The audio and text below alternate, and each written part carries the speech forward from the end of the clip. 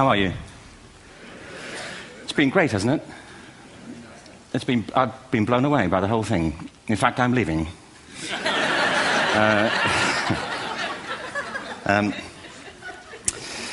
There have been three themes, haven't there, running through the conference, which are relevant to what I want to talk about. One is the extraordinary evidence of human creativity in all of the presentations that we've had and in all the people here. Just the variety of it and the range of it. The second is that it's put us in a place where we have no idea what's going to happen in terms of the future. No idea how this may play out. I have an interest in education. Actually, what I find is everybody has an interest in education. Don't you? I find this very interesting. If you're at a dinner party and you say you work in education, actually, you're not often at dinner parties, frankly, if you work in education, you're not asked, and you're never asked back, curiously. That's I think it strikes me.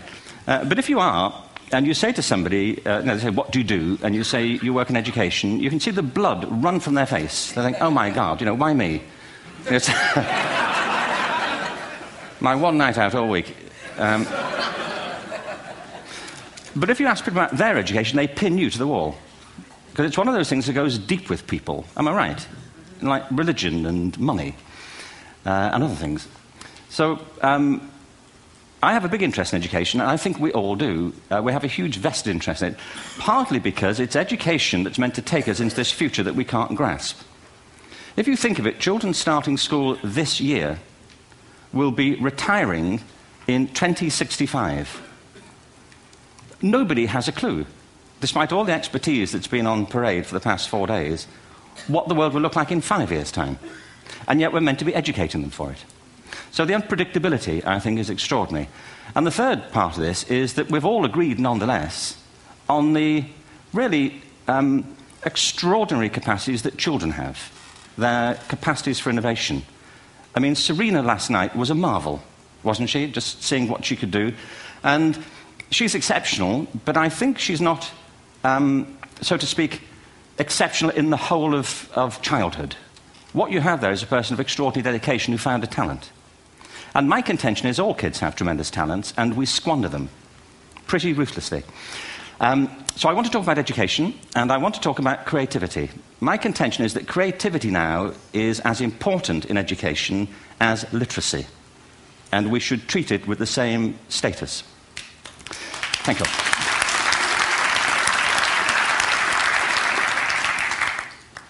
That was it, by the way. Thank you very much. So, 15 minutes left. Well, I was born... No, I had a great story recently, I love telling it, of a little girl who was in a drawing lesson. She was 6, and she was at the back drawing, and the teacher said this little girl hardly ever paid attention. And in this drawing lesson, she did. And the teacher was fascinated. She went over to her and she said, "What are you drawing?" And the girl said, "I'm drawing a picture of God." And the teacher said, "But nobody knows what God looks like." And the girl said, "They will in a minute."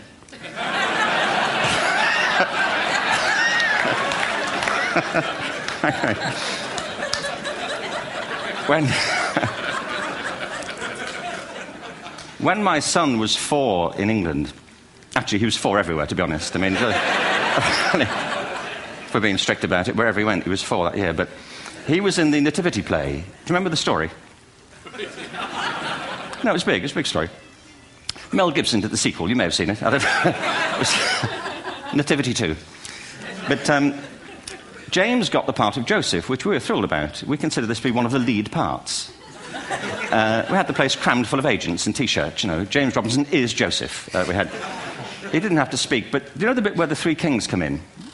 They come in bearing gifts, and they bring gold, frankincense, and myrrh. This really happened. We're sitting there, and they, I think, just went out of sequence.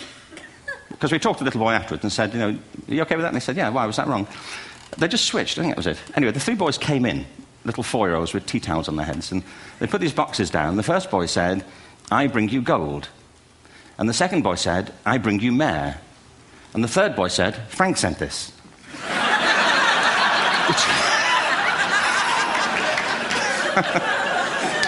It's great.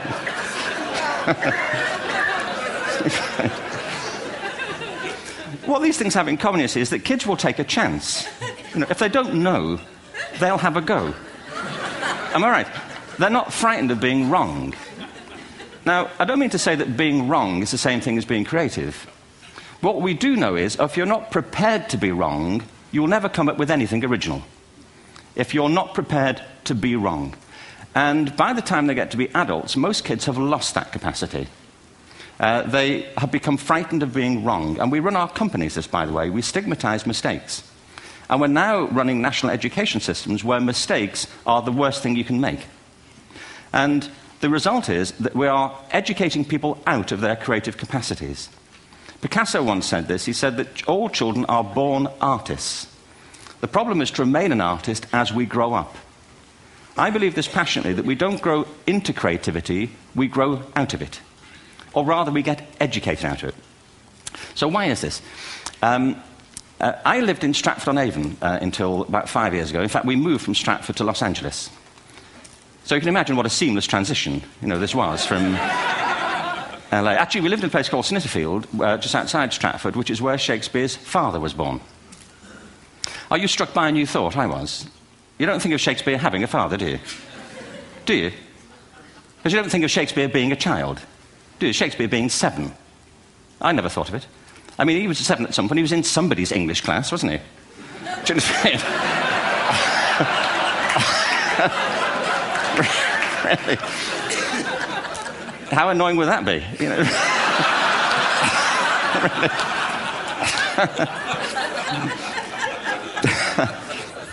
Must try harder.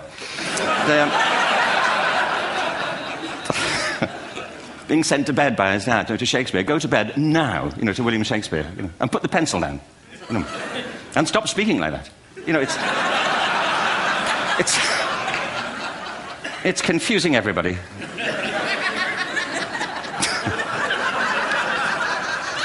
Anyway, we moved from Stratford to Los Angeles, and I just want to say a word about the transition. Actually, my son didn't want to come. I've got 2 kids. He's 21 now, and my daughter's 16. He didn't want to come to Los Angeles. He loved it, but he had a girlfriend in England. This was the love of his life, Sarah. He'd known her for a month. Mind you, they'd had their 4th anniversary, because it's a long time when you're 16. Anyway, he was really upset on the plane. He said, "I'll never find another girl like Sarah." And we were rather pleased about that, frankly, because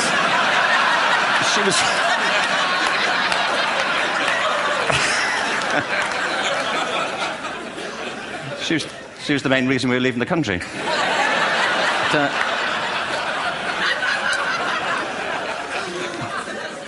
But something strikes you when you move to America and when you travel around the world. Every education system on Earth has the same hierarchy of subjects.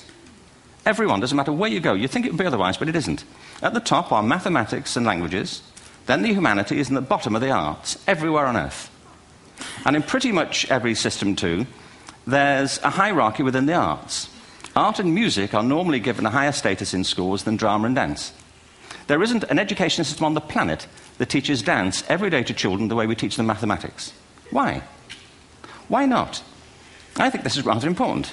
I think maths is very important, but so is dance. Children dance all the time if they're allowed to. We all do. We all have bodies, don't we? Did I miss a meeting? I think... Truthfully, what happens is, as children grow up, we start to educate them progressively from the waist up. And then we focus on their heads, and slightly to one side. If you were to visit education as an alien and say, what's it for, public education, I think you'd have to conclude, if you look at the output, who really succeeds by this? Who does everything they should? Who gets all the brownie points? Who are the winners? I think you'd have to conclude the whole purpose of public education throughout the world is to produce university professors.